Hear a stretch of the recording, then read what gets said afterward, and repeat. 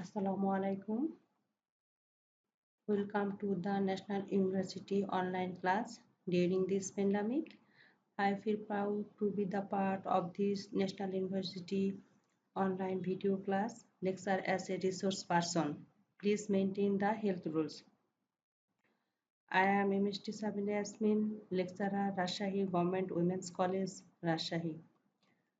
I will discuss about Islamic history and culture, BA honors for their course code 241605, Development of Muslim Art and Painting, lecture number 6. Title of the lecture, Eminent Painters Sultan Muhammad and Rizai Abbasi. সুপ্রিয় শিক্ষার্থী, আমাদের syllabus অনুযায়ী আজকের আলোচ্য বিষয় চিত্রকলায় সুলতান মুহাম্মদের অবদান এবং চিত্রকর হিসেবে রিজাই আব্বাসির মূল্যায়ন। প্রথমে আমরা সুলতান মাহমুদের পরিচয় জেনে নিই। সুলতান মাহমুদ পারস্যের সাফাভি চিত্রকলার অন্যতম একজন প্রতিভাবান শিল্পী ছিলেন। প্রখ্যাত চিত্রকর আগা মিরাক ছিলেন তার গুরু। অন্যদিকে সাফাভি সুলতান শাহ তামাশপ ছিলেন সুলতান মুহাম্মদের একজন শিষ্য। সেজন্য উক্ত সুলতান তাকে সাফাভি শিল্পকলার একাডেমি যে ছিল তার পরিচালক নিযুক্ত করেন।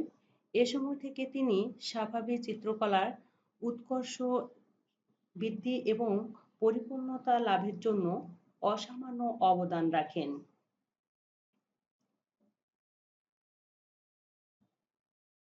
এরপর আসি শিল্পকলায় সুলতান মুহাম্মদের অবদান।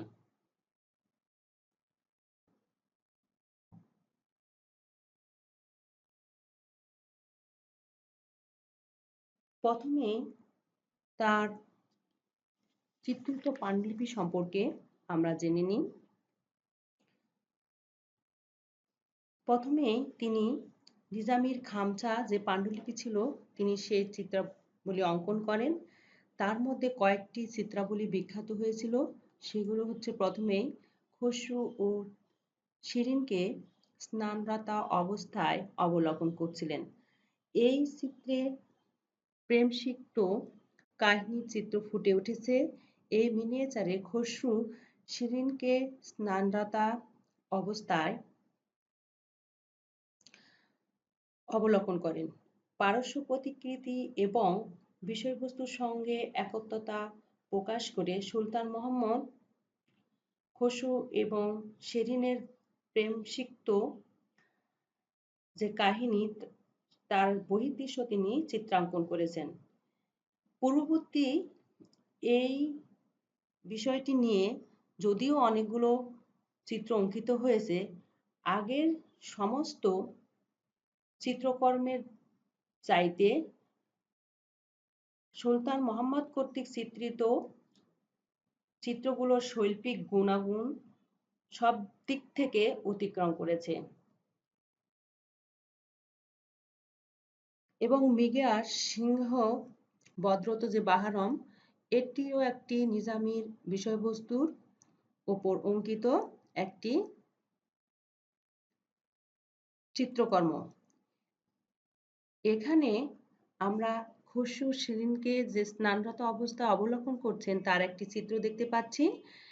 এই চিত্রে সুলতান মুহাম্মদ পুষ্পিত বৃক্ষ, মুকুলিত লতাপাতা, বিভিন্ন রঙের প্রস্তর রাজিতে তিনি এখানে দেখিয়েছেন এবং অবারিত জলধারা এখানে প্রবাহিত হচ্ছে। এই সমন্বয় চিত্রকর যে মনোমুগ্ধকর প্রাকৃতিক দৃশ্যের অবতারণা করেছেন তা সত্যিই অনবদ্য। এই প্রকৃতি অঙ্কন করেন শিল্পী তার সৃজনশীল দক্ষতাকে এখানে প্রকাশ করেছেন। অন্যদিকে দূরে খসরু স্নানরত অবস্থায় শিরিনকে আবিষ্কার করে এখানে হেলান দিয়ে হেলান দিয়ে তিনি যে মুখের এবং দৈহিক যে প্রকাশভঙ্গি দেখিয়েছেন তা সত্যিই বিস্ময়কর। অন্যদিকে শিরিনের বিশ্বস্ত যে ঘোড়াটি রয়েছে তা মনে হচ্ছে খসরুকে দেখে চিৎকার করছে। এই চিত্রে যে প্রমাণ পাওয়া যায় তাতে দেখা যায় যে আগের যেই নিজামীর খামসা যে পাণ্ডুলিপি চিত্রায়ন হয়েছে তার সবগুলোকেই অতিক্রম করেছে। এখানে সোনালী আকাশ এবং মেঘপুঞ্জ দেখা যাচ্ছে, তাও তিনি তুলে ধরেছেন। এরপর আসি ছানজার, সুলতান ছানজার এবং বৃদ্ধ মহিলা চিত্র। এই চিত্রে এক বৃদ্ধ মহিলার এক সৈন্য কর্তৃক তার সম্পদ লুণ্ঠিত হলে তিনি সুলতান ছানজারের কাছে অভিযোগ নিয়ে যান, কিন্তু সুলতান ছানজার ওই বৃদ্ধ মহিলাকে বলেন যে তার এই ক্ষুদ্র বিষয়টি শোনার মতো সময় নেই। তখন বৃদ্ধ মহিলা তাকে যে বলেছিলেন, আপনার যেহেতু সৈন্যবাহিনীর ওপর নিয়ন্ত্রণই নেই তাহলে অভিযানের লাভ কি? এই অবয়বটি এই চিত্রকর্মে ফুটে উঠেছে। এরপর আসি মিরাজের চিত্র। ধর্মীয় বিষয়বস্তু মধ্যে মিরাজ সুলতানের মোহাম্মদ সাল্লাল্লাহু আলাইহি সাল্লামের মিরাজ গমনের যে চিত্র তিনি ফুটিয়ে তুলেছেন তা সত্যিই অবাক করে দেয়। সুলতান মোহাম্মদ তুলির আঁচড়ে এত সুন্দরভাবে এই মিরাজের চিত্রকে তিনি প্রাণবন্ত করে তুলেছেন তা সত্যিই সবাইকে অবাক করে দেয়। এই চিত্রে যে আলংকারিক রীতিতে ভরপুর, রঙের উজ্জ্বলতা, প্রাচুর্য, বৈপরীত্য এবং এবং তার সমন্বয়ে ধর্মীয় বিষয়বস্তুকে একটি নৈসর্গিক দৃশ্য ধারণ করেছে। এখানে হযরত মুহাম্মদ সাল্লাল্লাহু আলাইহি সাল্লাম আল্লাহর দিদার লাভের জন্য বুরাকে চড়ে তিনি সপ্তস্তর অতিক্রম করে তিনি নৈসর্গিক একটি দৃশ্যের অবতারণা করেছেন, যেখানে দেখা যাচ্ছে যে নিচে বাম দিকের কোণে মেঘপুঞ্জের ভিতরে পৃথিবীর একটি ক্ষুদ্র অংশ দেখা যাচ্ছে। অপরদিকে জিবরাইল আলাইহিস সালাম মহানবী হযরত মুহাম্মদ সাল্লাল্লাহু আলাইহি সাল্লামকে যে পথ নির্দেশ দিচ্ছেন তার একটি চিত্র দেখা যাচ্ছে এবং জিবরাইল আলাইহিস সালাম এবং মহানবী সাল্লাল্লাহু আলাইহি সাল্লামের মাঝখানে একজন লোহদণ্ডের ওপর সুবাসিত একটি পাত্র নিয়ে যাচ্ছেন, যা সুবাস ছড়াচ্ছে। এর ফলে এখানে একটি নৈসর্গিক চিত্রের অবতারণা করেছে। অপরদিকে মহানবী সাল্লাল্লাহু আলাইহি সাল্লামের চতুর্পাশে যে স্বর্গীয় দূত রয়েছে তারা হীরা জহরত তার উপর অর্পণ করছে এবং ক্ষুদ্র ক্ষুদ্র হীরা জহরত সেগুলো নীল চিত্রের ওপর খসে পড়ছে, এতে একটি স্বর্গীয় অনুভূতি সৃষ্টি হয়েছে এবং উজ্জ্বল রঙের ব্যবহার এখানে পরিলক্ষিত হচ্ছে। এর ফলে দেখা যাচ্ছে যে সুগন্ধির জন্য চারপাশে যে সোনালী আভা ছড়িয়ে পড়েছে সমগ্র পরিবেশকেই একটি মোহনীয় রূপ ধারণ করেছে।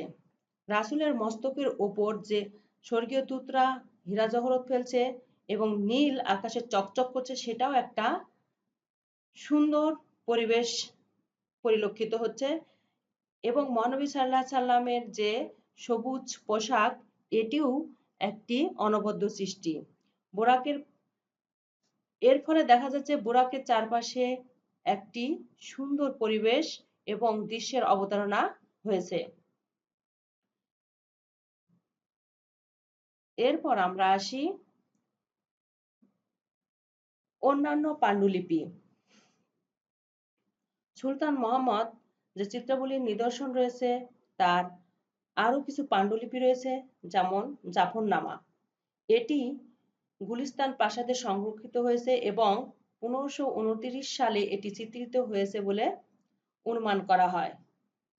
এরপর আসি শাহনামা, যেটি রাইসল্যান্ডে সংরক্ষিত রয়েছে এবং 1537 সালে এই পাণ্ডুলিপিটি চিত্রিত হয়েছে। এরপর আসে দেওয়ান, এটি মীর আলী কর্তৃক রচিত দেওয়ান পাণ্ডুলিপিটি বিব্লিওথেক ন্যাশনাল মিউজিয়ামে সংরক্ষণ করা হয়েছে এবং এটি 1526 থেকে 27 খ্রিস্টাব্দের মধ্যে চিত্রিত হয়েছে বলে অনুমান করা হয়। এছাড়াও আরও কিছু পাণ্ডুলিপি রয়েছে যেটি লেনিনগ্রাদ একাডেমিতে সংরক্ষণ করা হয়েছে এবং 2 পৃষ্ঠা ব্যাপী নামমাত্র এই পাণ্ডুলিপিটি চিত্রিত হয়েছে। এরপর আসি সুলতান মোহাম্মদের চিত্রকলার বৈশিষ্ট্য। আমরা আগের দুটি চিত্রের মাধ্যমে যদি বৈশিষ্ট্য পর্যালোচনা করি তাহলে নিচের বৈশিষ্ট্যগুলোই আমরা দেখতে পাই। যেমন উজ্জ্বল রঙের ব্যবহার। সুলতান মোহাম্মদের চিত্রকলার বা চিত্রকর্মের একটি বিশেষ বৈশিষ্ট্য হচ্ছে উজ্জ্বল রঙের ব্যবহার। এখানে এই মিনিয়েচারগুলোর উজ্জ্বল রং দেখানো হয়েছে, বিশেষ করে নিজামীর খামসা এবং মিরাজের সব জায়গাতেই তিনি উজ্জ্বল রং ব্যবহার করেছেন, যেটি ক্লাসিক্যাল সাফাভি বৈশিষ্ট্যের পরিলক্ষিত হয় এবং পরবর্তীতে সাফাভি রীতি হিসেবে অন্যান্য চিত্রকরা তা অনুকরণ করেছিল। এরপর আসি হ্যালো ব্যবহার। প্রতিকৃতি মস্তকের পেছনে উক্ত ব্যক্তির মাহাত্ম্য বর্ণনা বা প্রকাশ করার জন্য গলাকার হ্যালো ব্যবহার করা হয়। সুলতান মোহাম্মদের চিত্রকলার এটি একটি অন্যতম বৈশিষ্ট্য ছিল। ব্রিটিশ মিউজিয়ামে যেটি খামসা যে পাণ্ডুলিপি মিরাজের দৃশ্য সংরক্ষণ করা হয়েছে, সেখানে রাসূলের কল্পিত যে প্রতিকৃতি দেখানো হয়েছে তার উপর ওখানে মাথার উপর একটি হ্যালো ব্যবহার করা হয়েছে। এরপর আসি গতিশীলতা। সুলতান মোহাম্মদের চিত্রকলার জড়তা বা আড়ষ্ট ভাবের বিপরীতে তিনি গতিশীলতাকে গুরুত্ব দিয়েছেন এবং সুলতান মোহাম্মদের চিত্রকলার অন্যতম বৈশিষ্ট্য হচ্ছে গতিশীলতা। মিরাজের দৃশ্যে চলমান যে বোরাক এবং রাসূলের মস্তকের উপরে যে উড়ন্ত স্বর্গীয় দূতগুলো ছিল, তাদের চিত্র থেকে দেখা যায় যে সেগুলো গতিশীলতা পরিলক্ষিত হয়, যা চিত্রকর্মকে অনবদ্য এবং জীবন্ত করে তুলেছে। এরপর আসি সৃজনশীলতা। কাউকে অনুকরণ না করে স্বকীয় রীতিতে সুলতান মোহাম্মদ যে সৃজনশীল চিত্রকর অঙ্কন করেছেন তা তার নিজস্ব অন্যতম বৈশিষ্ট্য। এজন্য তার চিত্রাবলী শৈল্পিক যে গুণগত দিক থেকে বিশিষ্ট স্থানের অধিকার হয়েছে এবং রঙের প্রাচুর্য এবং তুলির যে কমনীয়তা, তার ব্যতিক্রমধর্মী চিত্রাঙ্কনে পারদর্শী তিনি ছিলেন। এরপর তার চিত্রকর্মের মধ্যে আরেকটি বৈশিষ্ট্য পরিলক্ষিত হয় সাবলীল ভঙ্গি। সুরুচিপূর্ণ সাবলীল যে ভঙ্গি সুলতান মোহাম্মদের চিত্রকলার অন্যতম আরেকটি বৈশিষ্ট্য। সেখানে দেখা যাচ্ছে সাবলীল ভঙ্গি দ্বারা তিনি প্রতিকৃতিকে অসাধারণ জীবন্ত করে তুলতে সক্ষম হয়েছেন এবং যেমন শিরিনের ঘোড়ার যে ছিমছাম দেহ এবং ক্ষীণ গলা, ওই চিত্রের মাধ্যমে দেখা যাচ্ছে যে সেখানে সাবলীল দেখাচ্ছে, কারণ সেই ঘোড়াটি খসরুকে দেখে চিৎকার করার একটি চিত্র সেখানে ফুটে তোলা হয়েছে, যার মাধ্যমে সাবলীল ভঙ্গি প্রকাশ পেয়েছে। এরপর আসি শেডের ব্যবহার। শেডের ব্যবহার সুলতান মোহাম্মদের চিত্রকলার আরেকটি অন্যতম প্রধান বৈশিষ্ট্য। উজ্জ্বল আলোর বিপরীতে অন্ধকারময় যে ছায়া সৃষ্টি, সেটিও তার বৈশিষ্ট্যের আরেকটি বৈশিষ্ট্য, যেটি ঘোড়ার গলার যে কেশর তার কালো কালো রং ব্যবহার করে বা শেডের ব্যবহার করে সেখানে গোলত্ব প্রকাশ করা হয়েছে। যেমন শিরিনের ঘোড়ার গলার যে চিত্র সেটি সেখানে তা প্রকাশ পেয়েছে। এরপর আসি উপাদানের প্রাণস্পর্শী বিন্যাস। পরিপ্রেক্ষিতে যে উপাদান, যেমন মেঘখণ্ড, বিভিন্ন রঙের পাহাড়রাজি, সোনালী আকাশ, বিষয়বস্তুর বাস্তবধর্মী চিত্রাঙ্কন, প্রকৃতির সুষ্ঠু চিত্রাঙ্কন, এগুলো হচ্ছে সুলতান মুহাম্মদের অসামান্য সামঞ্জস্য বিধান করতে সক্ষম হয়েছেন। এই উপাদানের প্রাণস্পর্শী বিন্যাস তার চিত্রকলার অন্যতম প্রধান বৈশিষ্ট্য। এরপর আসি কমনীয়তা। সুলতান মুহাম্মদের চিত্রের আরেকটি বৈশিষ্ট্য হচ্ছে কমনীয়তা। তুলির কমনীয়তায় তিনি যে সৃজনশীল ছবি আঁকতেন তা সত্যি অবিশ্বাস্য। এরপর আসি অলঙ্করণের প্রাচুর্য। আলংকরিক রীতি সুলতান মুহাম্মদের চিত্রকর্মের আরেকটি বৈশিষ্ট্য। কারণ তার অঙ্কিত যে মিরাজের দৃশ্যটি আমরা অবলোকন করলাম সেখানে সমগ্র দৃশ্যপটটি অসাধারণ আলংকরিক রীতিতে ভরপুর ছিল। এরপর আসি নৈসর্গিক এবং স্বর্গীয় দৃশ্যাঙ্কন। এখানে নৈসর্গিক পরিবেশের দৃশ্যাঙ্কন এবং স্বর্গীয় যে পরিবেশ সৃষ্টি সেটি সুলতান মুহাম্মদ চিত্রকলার প্রধান বৈশিষ্ট্য ছিল এবং প্রধান আকর্ষণ। যেমন মিরাজের দৃশ্যে একটি চিত্রে দেখানো হয়েছে যে প্রগাঢ় নীল আকাশে ভাসমান যে অসংখ্য ক্ষুদ্র ক্ষুদ্র শুভ্র মেঘখণ্ডর মধ্য দিয়ে বোরাকে আরোহণ পূর্বক রাসূল সাল্লাল্লাহু আলাইহি ওয়াসাল্লাম আল্লাহর সাক্ষাৎ লাভের জন্য সপ্তস্তর পার হচ্ছিলেন, তখন স্বর্গে উঠে যাচ্ছেন। ঠিক এইরকম একটি নৈসর্গিক উপাদানের সুষ্ঠু বিন্যাস তার চিত্রাঙ্কনের মধ্যে পরিলক্ষিত হয়। এটাই তার চিত্রাঙ্কনের বা চিত্রের একটি অন্যতম প্রধান বৈশিষ্ট্য। এরপর আসি মনোমুগ্ধকর প্রকৃতি অঙ্কন।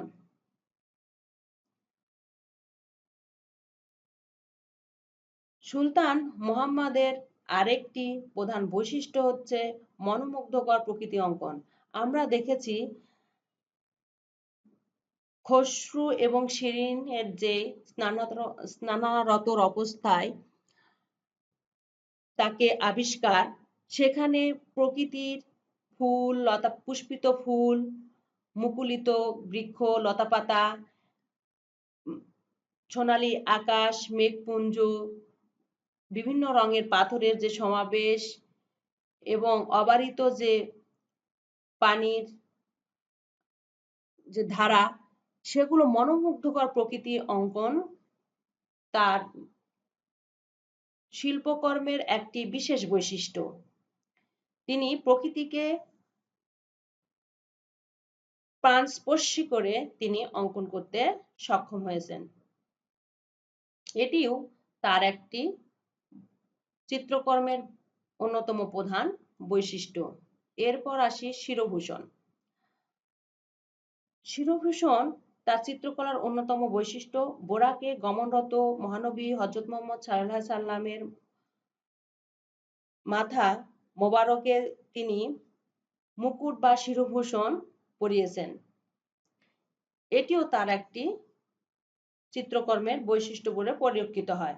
তাহলে আমরা দেখতে পাচ্ছি যে সুলতান মুহাম্মদ ছিলেন সাফাভি চিত্রশালার একটি নতুন যুগের স্রষ্টা। তিনি সৃজনশীল এবং দক্ষতা এবং অভিনব প্রকাশ ভঙ্গি এবং চিত্রাঙ্কনের যে ভারসাম্য, রঙের ব্যবহার, সুসামঞ্জস্য ব্যবহার, উপাদানের স্পর্শী যে বিন্যাস, এগুলো চিত্রকলার বিশেষ মাত্রা দান করেছিল।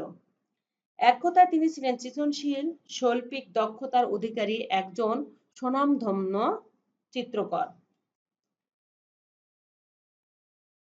এরপর আমরা আসি রিজাই আব্বাসীর মূল্যায়ন। প্রথমে আমরা জেনে নিই রিজাই আব্বাসির পরিচয়। চিত্রকর রিজাই আব্বাসি ছিলেন পারসিক বংশোদ্ভূত। তিনি 1575 খ্রিস্টাব্দে জন্মগ্রহণ করেন।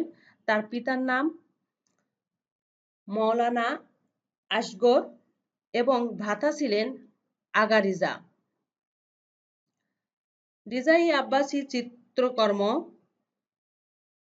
সে সময় খুবই বিখ্যাত ছিল এবং বিহিজাতির পরে যদি কারো নাম উল্লেখ করতে হয় তাহলে রিজাই আব্বাসি ছিলেন অন্যতম এবং তার ভ্রাতা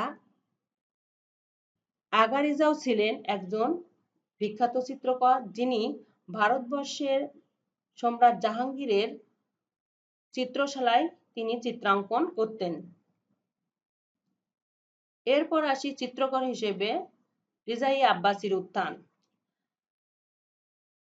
রিজাই আব্বাসির উত্থান পারস্যের সাফাভি বংশের উত্থানের সাথে সম্পর্কিত। তৈমুরীয় বংশের পতনের পর শাহ ইসমাইল যখন 1502 খ্রিস্টাব্দে সাফাভি বংশের ভিত্তিপ্রস্তর স্থাপন করেন, তখন 1510 সালে তিনি উজবেক সুলতান সায়বানি খানকে পরাজিত করে হিরাত দখল করেন এবং সেখান থেকে তিনি সর্বশ্রেষ্ঠ শিল্পী বিজাতকে তাবরিজে নিয়ে এসে সাফাভি বংশের রাজকীয় শিল্পকলা একাডেমির পরিচালক নিযুক্ত করেন। এর ফলে দেখা যাচ্ছে যে তার পৃষ্ঠপোষকতায় সাফাভি চিত্রশালার উৎকর্ষ সাধিত হয় এবং সুনাম চারিদিকে ছড়িয়ে পড়ে। এরপর 1522 সালে তাবরিজ বিহিজাত শিল্পকলা একাডেমি নিযুক্ত হন। এরপর 1528 খ্রিস্টাব্দে কাজউইন থেকে শাহ তাহমাসপ রাজধানী তাবরিজ থেকে কাজউইনে নিয়ে যান এবং 1528 খ্রিস্টাব্দে শাহ তাহমাসপ যখন তাবরিজে থেকে রাজধানী কাজউইনে স্থানান্তর করেন, তখন শাহ আব্বাস 1598 সালে কাজউইন থেকে ইস্পাহানে রাজধানী স্থাপন করেন। সেখান থেকেও চিত্রকর্মগুলো স্থানান্তর করা হয় এবং এই ইস্পাহান স্কুলে সেখানে একটি চিত্রশালা তৈরি করা হয়। এই ইস্পাহান স্কুল থেকে রিজাই আব্বাসির চিত্রকর্মের যাত্রা শুরু হয়। শাহ আব্বাসের পৃষ্ঠপোষকতায় তিনি ক্রমেই খ্যাতি অর্জন করেন এবং শাহ তাহমাসপের পৃষ্ঠপোষকতায় তিনি চিত্রকর হিসেবে শীর্ষে অবস্থান করেন। তার সৃজনশীল শিল্পকর্মের সময়কাল ছিল সম্ভবত 1618 থেকে 1634 সাল পর্যন্ত। এখানে একটি বিষয় উল্লেখযোগ্য যে পঞ্চরিজা বা আব্বাসী স্বাক্ষর জাল, সে সময় রিজাই আব্বাসির সময় 5 জন রিজা নামের চিত্রকর পাওয়া যায়। ফলে আসল রিজাই আব্বাসির স্বাক্ষরযুক্ত চিত্রকর্ম পাওয়া খুবই দুরূহ হয়ে পড়ে। তথাপিও গবেষকগণ বিভিন্ন গবেষণার মাধ্যমে আসল রিজাই আব্বাসির স্বাক্ষরযুক্ত চিত্রকর্ম খুঁজে বের করতে সক্ষম হয়েছে। সে সময় পঞ্চরিজা যারা ছিলেন তারা হচ্ছেন আগা রিজা, যিনি মুঘল রাজদরবারে চিত্রকর ছিলেন। এরপর ছিলেন আলী রিজা, যিনি সাফাভি যুগের প্রখ্যাত একজন লিপিকার ছিলেন। এরপর ছিলেন মোহাম্মদ রিজা, যিনি তাবরিজের অধিবাসী এবং কনস্টান্টিনোপলে বসবাস করতেন। আরেকটি মোহাম্মদ রিজা ছিলেন, যিনি মাশহাদি এবং আলোচ্য ছিলেন। এরপর ছিলেন রিজাই আব্বাসি, তিনি ছিলেন এদের মধ্যে খ্যাতি এবং যশের দিক দিয়ে সর্বাপেক্ষা এবং তার এই যশ ও খ্যাতির কারণেই অনেকেই চিত্রকর্ম চিত্রায়ন করে রিজাই আব্বাসের স্বাক্ষর জাল করে সেখানে প্রকাশ করতেন। এর ফলে দেখা যাচ্ছে যে রিজাই আব্বাসির অন্যান্য চিত্রকর্মেও তার স্বাক্ষর বা রিজাই আব্বাসীর নাম লিখে রাখতেন বা দিতেন। এর ফলে তাদের ছবি বা চিত্রকর্মগুলো বিখ্যাত হতো। এরপর আসি রিজাই আব্বাসীর প্রকৃত স্বাক্ষর। গবেষকগণ বিভিন্ন গবেষণার মাধ্যমে রিজাই আব্বাসী কর্তৃক অঙ্কিত চিত্রাবলীতে যে সাধারণ স্বাক্ষর দান করতেন এবং তার স্বাক্ষরের ফর্মুলা ছিল এইরকম যে রকমি কর্মিকা রিজাই আব্বাসী, অর্থাৎ অধম রিজাই আব্বাসীর সৃষ্টি। তবে তার স্বাক্ষর জাল করা হতো বলে প্রকৃত যে রিজাই আব্বাসী চিত্রকর্মের চিহ্নিতকরণ করা ছিল খুবই দুরূহ একটা ব্যাপার। এরপরও অনেক গবেষণার মাধ্যমে চিত্রকরগণ তার চিত্রকর্ম খুঁজে পেয়েছেন এবং তার সংক্ষিপ্ত পরিচয় আমরা পরে জানব। এরপর আসি রেখাঙ্কন পদ্ধতির উৎকর্ষ সাধন। রিজাই আব্বাসীর চিত্রকলার অন্যতম একটি বৈশিষ্ট্য হচ্ছে রেখাঙ্কন পদ্ধতির মাধ্যমে তিনি চিত্রাঙ্কন করেছেন। এটি ওস্তাদ মোহাম্মদের যে রীতি কৌশল, তিনি তা 17 শতকে ক্রমশ তিনি এটি অনুকরণ করেন এবং সেই রেখাঙ্কন পদ্ধতির মাধ্যমে তিনি মূলত চিত্রাঙ্কন করেছিলেন। এই ওস্তাদ মোহাম্মদী রেখাঙ্কন পদ্ধতির যে রীতির উদ্ভব করেন তার অনুসরণ করে রিজাই আব্বাসী পারস্য চিত্রকলাকে তিনি সমৃদ্ধশালী করেছিলেন। তুলির জাদুর স্পর্শে রঙের ব্যবহার ব্যতিরেকে চিত্র যে এত প্রাণবন্ত, বলিষ্ঠ এবং অনুভূতিসিক্ত হতে পারে রিজাই আব্বাসীর চিত্রকর্ম না দেখলে বিশ্বাস করা যায় না। তার একমাত্র রিজার অসংখ্য লিপির রেখা এবং স্বল্প রঙের ব্যবহারের মাধ্যমে অঙ্কিত যে চিত্রকর্ম তার প্রমাণ পাওয়া যায়। আমরা পরবর্তীতে এই রিজাই আব্বাসীর অনেক চিত্রকর্ম দেখব এবং তার চিত্রাবলীতে কি ধরনের রং ব্যবহার করেছে সেটাও আমরা দেখব। এরপর আসি রিজাই আব্বাসীর যে সমস্ত চিত্রকর্ম রিজাই আব্বাসীর অঙ্কিত বলে মনে করা হয় সেইগুলো আমরা একে একে আলোচনা করব।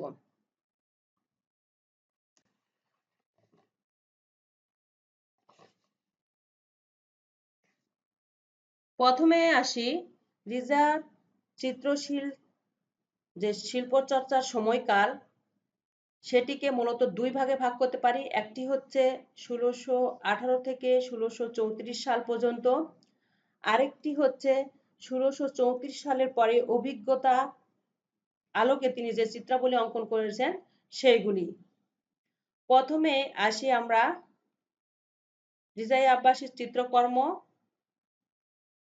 সেটা হচ্ছে মরুভূমিতে মজনু, যেটি 1618 খ্রিস্টাব্দে চিত্রিত হয়েছে বলে অনুমান করা হয় এবং ক্যাভরকিয়ানের সংগ্রহে এই চিত্রটি রয়েছে। এরপর আসি বিশ্রামরত একজন দরবেশ। এই চিত্রকর্মটি 1622 খ্রিস্টাব্দে রিজাই আব্বাসী অঙ্কন করেছেন এবং এটি বিব্লিওথেক ন্যাশনাল মিউজিয়ামের সংগ্রহে রয়েছে। এরপর আসি পানপত্র, যেখানে স্পারের টুপি পরিহিত পানপাত্র বাহকের যে দণ্ডায়মান প্রতিকৃতি সেটি অঙ্কিত হয়েছে 1624 খ্রিস্টাব্দে, যেটি হামবুর্গের সংগ্রহে রয়েছে। এখানে পানপাত্র সহ একজন স্পার্সের টুপি পরিহিত একজন বাহকের প্রতিকৃতি আমরা দেখতে পাচ্ছি, যেটি রিজাই আব্বাসীর অঙ্কিত এবং রিজাই আব্বাসীর অঙ্কিত চিত্রকর্মে সূক্ষ্মভাবে যে তার স্বাক্ষর রয়েছে সেটি অনুবীক্ষণ যন্ত্রের মাধ্যম ছাড়া খালি চোখে উদ্ধার করা একেবারে প্রায় অসম্ভব। এখানে স্বল্প রং ব্যবহার করে সুন্দরভাবে এখানে চিত্রটিকে ফুটিয়ে তোলা হয়েছে, কোনো রঙের আধিক্য এখানে দেখানো হয়নি। এরপর আসি পাখি, গাছের গুড়িতে একটি পাখি, সেটি রিজাই আব্বাসীর অঙ্কিত একটি চিত্র, যেটি 1626 খ্রিস্টাব্দে চিত্রিত হয়েছে এবং এটি বিহিজাতের রীতির অনুকরণে চিত্রিত বলে অনেক চিত্রকর মনে করেন।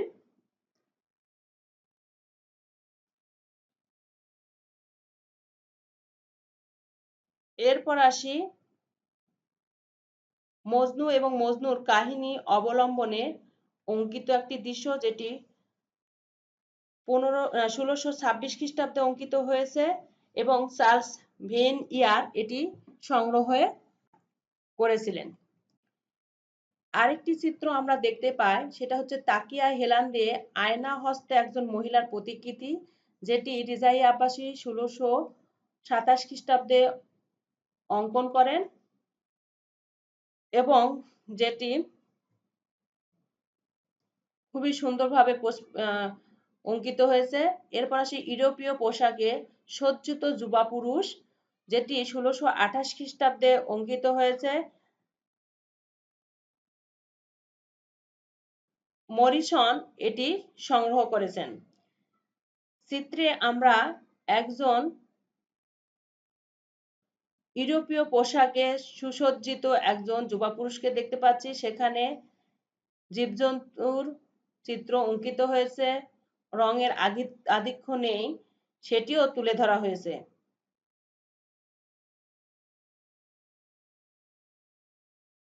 এরপর আসি প্রেমিক প্রেমিকার প্রতিকৃতি, যেটি 1630 খ্রিস্টাব্দে চিত্রিত হয়েছে এবং এটি সারে সংগ্রহ করেছেন বলে অনুমান করা হয়। চিত্রে সেই প্রেমিক প্রেমিকার প্রতিকৃতিটি দেখানো হয়েছে। এখানেও রঙের আধিক্য দেখা যায় না, হালকা রং ব্যবহার করা হয়েছে এবং রেখাচিত্রের মাধ্যমে চিত্রটি অঙ্কিত হয়েছে। এরপর আসি দরবেশের প্রতিকৃতি, যেটি 1630 খ্রিস্টাব্দে রিজাই আব্বাসী কর্তৃক অঙ্কিত চিত্রকর্ম এবং সেটি বোস্টন সংরক্ষণ করা হয়েছে। এরপর আসি মেষ এবং ছাগল সহ মেষপালক, যেটি 1632 খ্রিস্টাব্দে অঙ্কিত হয়েছে এবং যেটি মিস সান্ডারল্যান্ডের সংগ্রহশালায় রয়েছে। এরপর আসি সর্পসহ একটি মানুষের প্রতিকৃতি, যেটি 1632 খ্রিস্টাব্দে চিত্রিত হয়েছে এবং সেটি ডিমোট সংগ্রহে রয়েছে। এরপর আসি পানরত একজন পর্তুগিজ, যেটি 1634 খ্রিস্টাব্দে চিত্রিত হয়েছে এবং মেট্রোপলিটন মিউজিয়াম, নিউ ইয়র্কে এই চিত্রকর্মটি সংরক্ষণ করা হয়েছে। এরপর আসি চিঠি পাঠরত যুবা পুরুষ। এই প্রতিকৃতিটি অঙ্কন করা হয়েছে 1634 খ্রিস্টাব্দে, যেটি লেনিনগ্রাদে রয়েছে। এই চিত্রকর্মটিও কোনো রঙের আধিক্য দেখা যাচ্ছে না, সেখানে একজন যুবা পুরুষ চিঠিপাত্রত অবস্থায় রয়েছে। এখানেও রেখাঙ্কন পদ্ধতি ব্যবহার করা হয়েছে। এছাড়া রিজা আব্বাসীর আরো অসংখ্য ছবি রয়েছে, যেখানে 1634 সালের পর অঙ্কিত ছবিগুলো সন্দেহ বিদ্যমান। অবশ্য তার স্বাক্ষরের যে নমুনা তা ছিল শুদ্ধ এবং এগুলো সর্বদাই রকমি কারমিনা রিজাই আব্বাসী এভাবেই স্বাক্ষর করা হয়েছিল। 1634 সালের পর অঙ্কিত চিত্রাবলী যদি আমরা পর্যালোচনা করি, তাহলে দেখতে পাই 1634 সালের পর অঙ্কিত রিজাই আব্বাসী চিত্রকলার যে ছাপ যুক্ত বা স্বাক্ষর সম্বলিত কয়েকটি চিত্রের দৃষ্টান্ত পাওয়া যায়। এর মধ্যে উল্লেখযোগ্য হচ্ছে ব্রিটিশ মিউজিয়ামে রক্ষিত একটি চিত্র রয়েছে, যেটা যুব পুরুষের চিত্র। আরেকটি হচ্ছে যেটি ওস্তাদ মোহাম্মদের রেখাঙ্কন পদ্ধতির অনুকরণে অঙ্কিত চিত্রকর্ম। অপরটি হচ্ছে জানেটের সংগ্রহে দণ্ডায়মান একজন অশ্বারোহী কে দেখা যায় এবং তীর ধনুক নিয়ে শিকাররত একটি চিত্রকর্ম সেখানে পরিলক্ষিত হয় এবং তার সম্মুখে একজন পানপাত্র নিয়ে ভৃত্য দাঁড়িয়ে থাকেন, অপেক্ষা করেন। সে চিত্রটিও মূলত 1634 সালের পর অঙ্কিত বলে এই চিত্রগুলি নিজস্ব অভিজ্ঞতা থেকে অঙ্কন করা হয়েছে। আরেকটি চিত্রকর্ম দেখা যায়, সেটিতে আছে দূর পাহাড়ের একটি দৃশ্য যেখানে বন্দুকের অগ্রভাগে একটি পাখি বিদ্ধ অবস্থায় দেখা যায় এবং একজন ব্যক্তির দৃশ্যে সে রেজাই আব্বাসী শিল্পকলার ছাপ পাওয়া যায়। অন্য একটি চিত্রে একই সংগ্রহশালায় রক্ষিত, সেটি হচ্ছে ভেড়াসহ একজন যুবা পুরুষকে উপবিষ্ট অবস্থায় দেখা যায়। সেখানে কুহনেল মনে করেন যে এ চিত্রটিও রিজাই আব্বাসীর সহি রয়েছে, সেজন্য এটি জাল করে সই করা হয়েছে। তো একই বা সমসাময়িক সময়ে একই নামধারী অনেকগুলো ব্যক্তির বা প্রথিতযশা ব্যক্তির যে আবির্ভাব, সেটা সত্যিই ওই সময়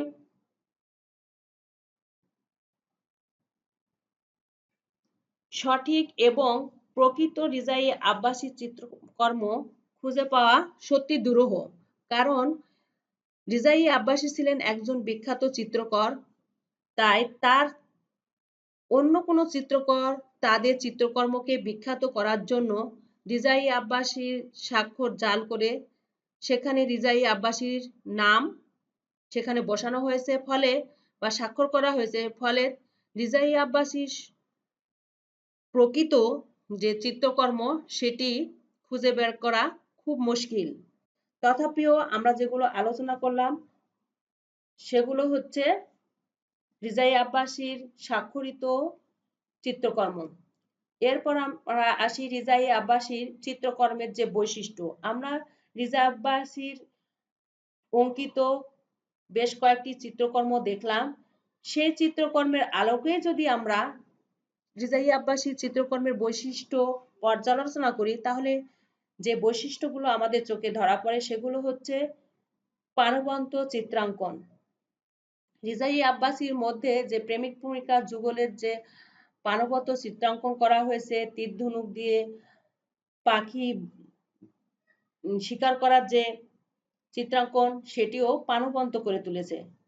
বলিষ্ঠ অনুভূতি সিক্ত প্রতিকৃতি।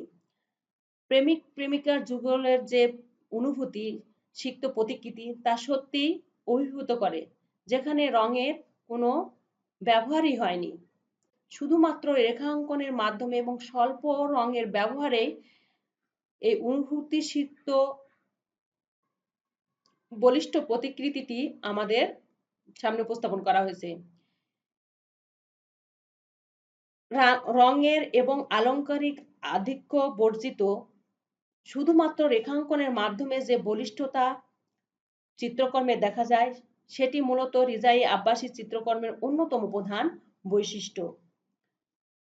এরপর আসি স্বল্প রঙের ব্যবহার। আমরা প্রত্যেকটি চিত্রকর্মের একটি সাধারণ বৈশিষ্ট্য দেখলাম, সেখানে রঙের আধিক্য নেই, স্বল্প রঙের ব্যবহারের মাধ্যমে বিষয়বস্তুকে খুব সুন্দরভাবে উপস্থাপন করা হয়েছে। এরপর আসি বাস্তবধর্মী চিত্র। রিজাই আব্বাসীর চিত্রকর্মের আরেকটি বৈশিষ্ট্য হচ্ছে বাস্তবধর্মী চিত্র। তিনি যে বাস্তব ঘটনাকে কেন্দ্র করে তিনি চিত্রকর্ম উপস্থাপন করেছেন। প্রকৃতি চিত্র। যদিও তিনি রেখাঙ্কনের মাধ্যমে চিত্রাঙ্কন করেছেন, তথাপিও তিনি